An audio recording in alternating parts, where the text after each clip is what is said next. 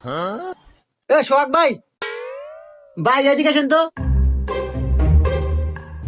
হ্যাঁ ভাই বলেন।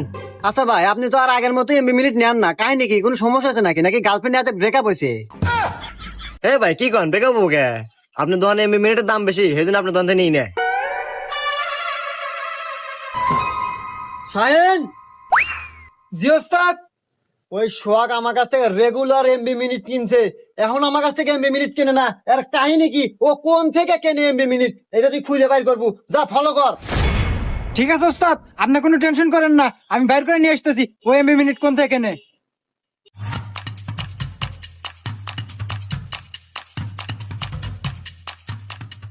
তোমার বাপের নাম্বারে 200 জিবি দিয়ে দিছি, যাও। আচ্ছা ভাই। আচ্ছা ভাই আমাকে ওই আগের অফারটা দেন তো।